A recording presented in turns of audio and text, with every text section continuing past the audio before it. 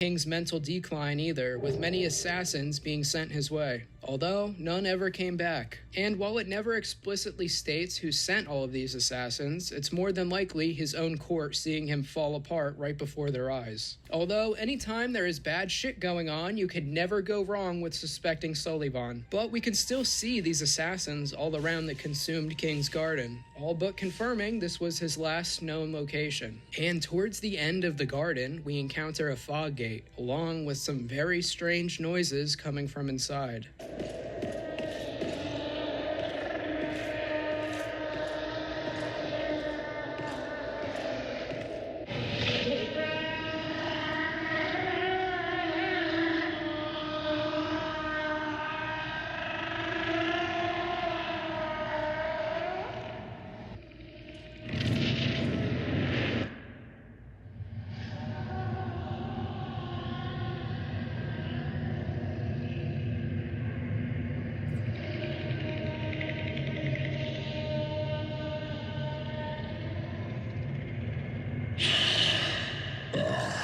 You ignorant slaves.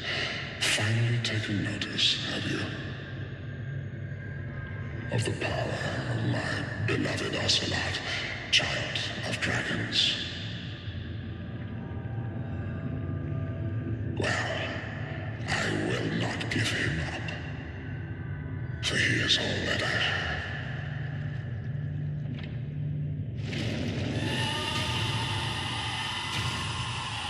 Here is what's left of the Mad King of Lothric. Before we talk about his appearance, let's talk about Ocelot. Shortly into the fight, it seems that Osiros loses track of him. Dear little Ocelot, where have you gone? Are you hiding from me? Come out. Come out. Don't be afraid. You were born a child of dragons. What could you possibly fear? Now, show yourself, Ocelot. My dear little Ocelot. And while you'd more than likely assume from the cutscene that there isn't actually a baby, there is. Its cries being what we heard earlier. We can't see it because this baby is a crossbreed between a human and a dragon, much like Shanalot, Yorshka, or more importantly, Priscilla. I want to point to crossbreed Priscilla in particular because she was a product of Seath and had the ability to become invisible during her fight as well, which would explain Ocelot's non-existent appearance right here. And as we get further into this fight, the consumed king loses his grasp on what little sanity he has more and more, eventually turning his anger to Ocelot's inadequacy. Ocelot!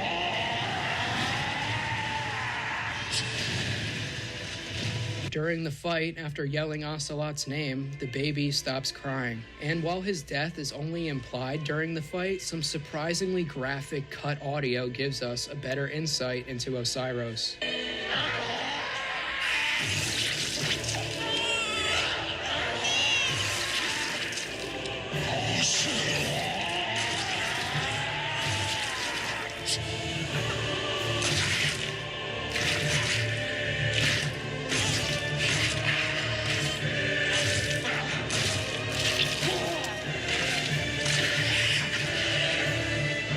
Terrible father all the way to the end. As for his transformation, the specifics aren't made clear to us, but that is more than likely the greater purpose he harnessed his royal blood for, and the inspiration for the pale dragon Seath is obvious. His boss soul leading to weapons used by Seath the Scaleless. First, his white dragon breath, confirming that the king was intrigued by the knowledge that Big Hat Logan achieved in his madness. The second being the iconic Moonlight Greatsword, originally able to be acquired by cutting off Seath's tail back in Dark Souls 1. And this transformation isn't just his appearance. While he has always been a horrible person, his previous obsession with linking the fire seems to have all but disappeared. In the beginning of this fight, he called us ignorant slaves, possibly reaching some kind of enlightenment, at least as he sees it, completely free from his previous obsession, only to spend his remaining years protecting Ocelot deep inside of his garden, only to carelessly murder his own baby when he too doesn't doesn't live up to the unrealistic expectations set by the king. So, let's make this world a better place and put an end to this piece of shit father. Good fucking riddance. Past where we fought the consumed king is a giant stone door, and inside are stone tablets filled with text that we can't even make out, along with corpses of these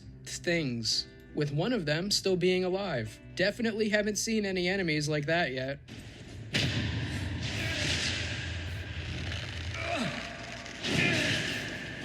Beyond the strange creatures is a dead knight who teaches us the Path of the Dragon emote. And wait a second! We learned about the Path of the Dragon from that dragon torso stone way back in Irithyll Dungeon, along with a humanoid dragon hybrid too, just like Osiros. It's also worth pointing out that this isn't any old ordinary knight. This is a Drakeblood knight. These knights, led by Sir Jorg, originally assaulted the kingdom of Shulva back in Dark Souls 2, a place home to an everlasting dragon by the name of Sin that was in an eternal slumber, who was celebrated and respected as a deity by the people of Shulva, never disturbing its slumber. Jorg, along with his knights, however, believed that by obtaining the blood of a dragon, they could transcend their mortal shackles. So they assaulted the city, and Jorg himself drew the blood of Sin, only for the dragon to instinctively release poison that it has been slowly accumulating over countless years, immediately wiping out nearly all of the Drakeblood knights and citizens of Shulva. So it seems that even after the events of Shulva, they found a lead that drew them to this Archdragon Peak that we learned about earlier. So after we finish up at the castle, we will definitely be heading back to the dungeon to investigate that a little further. It seems as though that's all there is for us here, which of course means that there is something more to be discovered. Finding an ominous dark path hidden behind an illusory wall, leading us to a very secret area called the Untended Graves. And it does not take very long until you realize exactly where we are.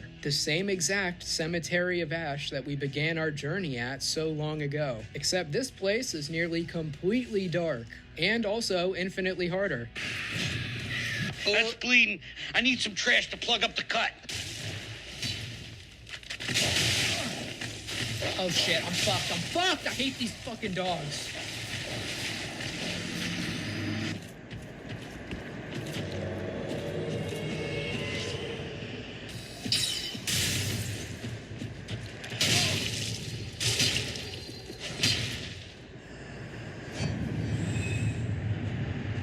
But what exactly is this place? Well, believe it or not, we just very casually traveled back in time when we entered this place. Once again, to reiterate what Solaire said, as the first flame begins to fade, time becomes